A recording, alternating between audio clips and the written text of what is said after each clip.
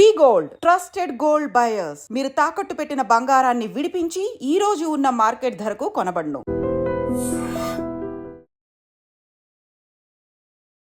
Hi, hello, నమస్తే, welcome back to iDream media. ఈరోజు మనతో ఉన్నారు QPFP అయిన రమేష్ పసుపులేటి గారు. సార్తో మాట్లాడుతాం గోల్డ్కి సంబంధించిన లేటెస్ట్ అప్డేట్స్ అండ్ న్యూస్ గురించి. Hi sir. హాయ్ అండి. సార్, గోల్డ్ స్టాక్ మార్కెట్ ఎప్పుడు పడినా సరే దానికి ఆపోజిట్లో ఇది గోల్డ్ పెరుగుతూ ఉంటుంది. సో రైట్ నో అదే హ్యాపెనింగ్. అండ్ సార్, ఇప్పుడు గోల్డ్ ఇన్వెస్ట్ చేసే వాళ్ళు ఆర్నమెంటల్గా ఇన్వెస్ట్ చేస్తుంటారు మోస్ట్ ఆఫ్ ది పీపుల్. దాన్ని ఇన్వెస్ట్మెంట్లో చూడొచ్చా, చూడలేమంటారా? First doubt. అండ్ చాలామందికి గోల్డ్ ETFs గురించి, గోల్డ్ బాండ్స్ గురించి కాస్త ఇన్ఫర్మేషన్ కావాలన్నారు. అండ్ ఓవరాల్గా చూసుకున్నట్లయితే ఈ గోల్డ్ అనే కమోడిటీ, ఈ ఎసెట్లో పెట్టడం ఎంతవరకు కరెక్ట్ అంటారు? ఇది ఎంతకాలం మనల్ని ఆదుకునే ఛాన్సెస్ ఉన్నాయంటారు? డెఫినెట్గా ఇప్పుడున్న పరిస్థితుల ప్రకారం అయితే గోల్డ్ మంచి ఇన్వెస్ట్మెంట్ అని చెప్పుకోవచ్చు. సింపుల్ థింగ్ ఏంటంటే గోల్డ్ ఈక్విటీ మార్కెట్ ఆపోజిట్లో ఉంటాయి. ఈక్విటీ మార్కెట్ పడినంతకాలం గోల్డ్ బాగానే ఉంటుంది. సో మనకు తెలిసి ఈక్విటీ మార్కెట్ కొంచెం అన్స్టేబులే ఉంది.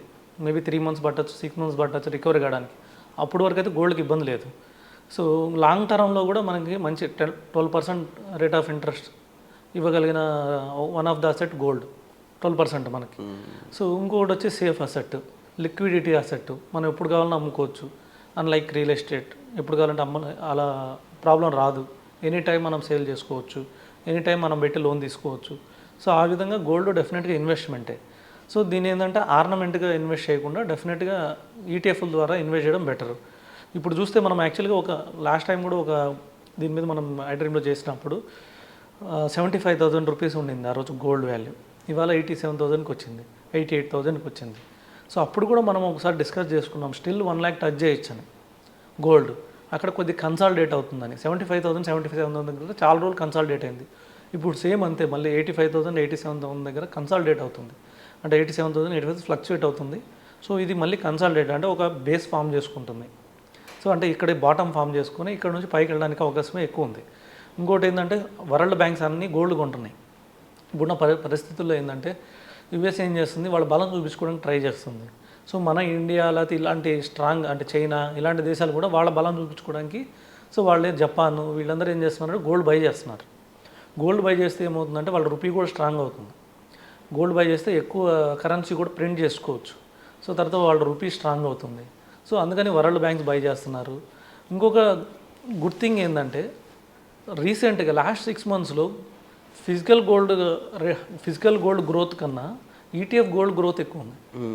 మనం అనుకుంటాం ఇంకా చాలామంది ఫిజికల్ గోల్డే కొన్నారని, కానీ చాలా వరకు ETF గోల్డ్ చాలామంది కొన్నారు. మేబీ నార్త్ సైడ్ అయి ఉండొచ్చు, ఎందుకంటే నార్త్ సైడ్ ఎక్కువ వాళ్ళు డిమాట్స్ ఎక్కువ ఉంటాయి కాబట్టి, సో ఫైనాన్షియల్ ఇన్ఫర్మేషన్ కూడా ఎక్కువ ఉంటుంది కాబట్టి డెఫినెట్గా ETFలు ఎక్కువ మంది కొన్నారు. సో నార్మల్ గోల్డ్ కన్నా నార్మల్ గోల్డ్ కూడా చాలామంది బిస్కెట్ రూపంలో ఇన్వెస్ట్ చేస్తున్నారు. ఇంతకుముందులాగా ఆర్నమెంట్లో ఎక్కువ మంది ఇన్వెస్ట్ చేయట్లేదు. ఎందుకంటే ఇప్పుడు డబ్బులు ఉన్నాయి కదా ఆర్నమెంట్ చేయించుకుంటే మళ్ళీ 2-3 yearsకి ఒకసారి దాని మోడల్ చేంజ్ అయిపోతుంది. ఇప్పుడున్న నెంబర్ 1 మోడల్ ఒక 2-3 years తర్వాత ఓల్డ్ మోడల్ అవుతుంది. ఎందుకంటే కాంపిటీషన్ మీద ఇప్పుడు పెద్ద పెద్ద డిజైనర్స్ వస్తున్నారు. సో గోల్డ్ ఆర్ట్ జ్యువెలరీ వాళ్ళు వస్తున్నారు, అంటే కొత్త కొత్త మోడల్స్ తీసుకొస్తున్నారు. సో దానికి తగ్గట్టు మళ్ళీ 2-3 years తర్వాత ఓల్డ్ అయిపోతే ఇప్పుడు చేసుకున్న వాళ్ళకి ఉపయోగం లేదు. సో వాళ్ళకి ఎప్పుడు కావాలి, వాళ్ళ మ్యారేజ్ అప్పుడు కావాలి ఆర్నమెంట్. సో అప్పుడు దాకా ఏం చేస్తున్నారు, ఫిజికల్ గోల్డ్ కావాలంటే బంగారం బిస్కెట్ రూపంలో కొని మళ్ళీ దాన్ని ఏమన్నా లాకర్ తీసుకొని లాకర్కి రెంట్ పే చేసి అక్కడ ఇన్వెస్ట్ చేయాలి.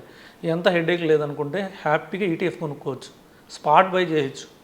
మన దగ్గర 100 రూపాయలన్నా 100 రూపాయలు వర్త్ ETF కొనుక్కోవచ్చు, 1000 రూపాయలు ఉంటే 1000 రూపాయలు వర్త్ ETF కొనుక్కోవచ్చు. ఇలాంటి ETFలు డీమ్యాట్ తీసుకుంటే నెంబర్ ఆఫ్ ETFలు కూడా అవైలబుల్ ఉన్నాయి. సో తర్వాత దీనికి సంబంధించిన గోల్డ్ ఇండెక్స్ ఫండ్స్ కూడా మ్యూచువల్ ఫండ్స్ రూపంలో వచ్చినాయి. సో ఆ విధంగా చాలామంది ఆల్రెడీ అవేర్నెస్ స్టార్ట్ అయింది. సో అది పెరిగింది గ్రోత్. సో ఈ విధంగా చూస్తే డిమాండ్ పెరుగుతుంది.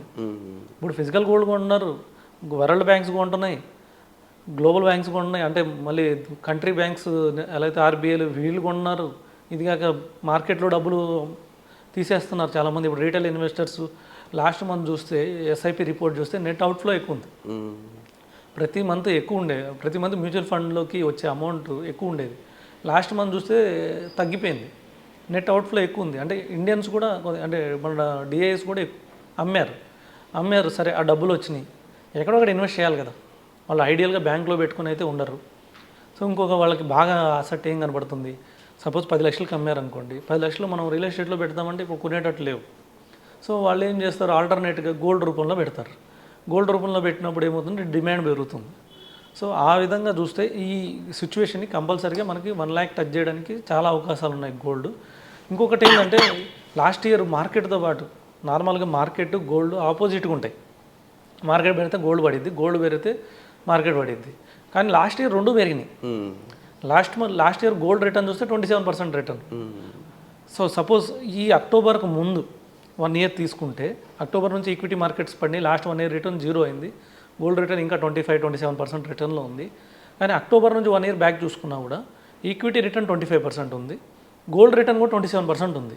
సో అంటే ఒకే సంవత్సరం రెండు పెర్ఫామ్ చేసింది ఇదే ఫస్ట్ టైం. సో ఆ విధంగా ఇప్పుడు నుంచి గోల్డ్ ఒక స్ట్రాంగ్ అసెట్ అయిపోయింది. సో లిక్విడిటీ ఎవరైతే ఇన్వెస్ట్ చేయాలనుకుంటున్నారో, మార్కెట్లో డబ్బులు ఉండి ఇన్వెస్ట్, వాళ్ళు కూడా డైవర్సిఫికేషన్కి వెళ్ళిపోతున్నారు. సో ఎందుకంటే ఈక్విటీ మార్కెట్స్ మనకు తెలిసిందే, సో లాంగ్ రన్లో ఉంటుంది. దాంతో ఇంకోటి ఏంటంటే రిస్క్ అపెటైట్ కూడా చూసుకోవాలి. సో అతని రిస్క్ ప్రొఫైల్ ఏంటి, సో అతని risk profile high risk person కాదనుకోండి, సో రిస్క్ కెపాసిటీ ఎక్కువ లేదనుకోండి, అప్పుడు ఏం చేయాలంటే ఒక 50% ఈక్విటీలో పెట్టి ఒక 50% డెట్లో పెట్టుకోవాలి. డెట్ అంటే ఏమున్నాయి, మనకి గోల్డ్ ఉంది, రియల్ ఎస్టేట్ ఉంది. రియల్ ఎస్టేట్ పెద్దది అయితేనే మనం ఇన్వెస్ట్ చేయగలం కాబట్టి గోల్డ్లో ఇన్వెస్ట్ చేసుకోవచ్చు. సో ఇది ఒక ఆల్టర్నేట్ ఇన్వెస్ట్మెంట్ కింద టర్న్ అయింది. సో డెఫినెట్గా కొంచెం గోల్డ్ మనం కూడా ఏంటంటే ఇప్పుడు కొద్దిగా ఎక్కువ అవేర్నెస్ లేదంటే ఇక్కడే మేబీ నార్త్ సైడ్ ఎక్కువ పెడుతున్నారు, వాళ్ళ రిపోర్ట్ చూస్తే గ్రోత్ ఎక్కువ ఉంది. సో ఇక్కడ కూడా స్టార్ట్ చేసుకుంటే హ్యాపీగా ఎప్పుడు కావాలంటే అప్పుడు అమ్ముకోవచ్చు, లాకర్ తీసుకోవాల్సిన అవసరం లేదు. హ్యాపీగా గోల్డ్ రిటర్న్లో కంటిన్యూ అయినప్పుడు 1 lakh అయినప్పుడు 1 lakh అమ్ముకోవచ్చు కావాలంటే. Wonderful sir.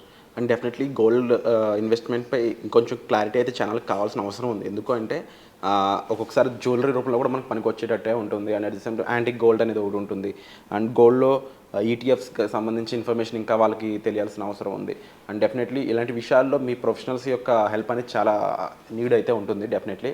And more over గోల్డ్ని అంటే అసెట్స్లో చూసుకున్నట్లయితే ఈ గోల్డ్ అనే అసెట్కి మనం ఎంతవరకు స్పెండ్ చేయాల్సి ఉంటుంది మనకు వచ్చే ఇన్కమ్లో అనేది కూడా చాలామందికి అవగాహన ఇవ్వాల్సిన అవసరం అయితే ఉంది. సో ఈ విషయాలన్నిటితో ఒక ఎపిసోడ్ అయితే మీ ముందు రాబోతుందండి.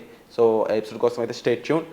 ఇక వచ్చే ఎపిసోడ్లో మళ్ళీ కలుద్దాం. ఇక మీకు ఏ డౌట్స్ ఉన్నా సరే గోల్డ్కి సంబంధించి కామెంట్ సెక్షన్లో చాలా క్లియర్గా మెన్షన్ చేసినట్లయితే వాటిపై క్లియర్ ఎపిసోడ్స్ అయితే మీ ముందు తీసుకురావడానికి మేము ప్రయత్నం చేస్తాం. వచ్చే ఎపిసోడ్లో మళ్ళీ కలుద్దామండి. Thank you so much sir. Welcome అండి.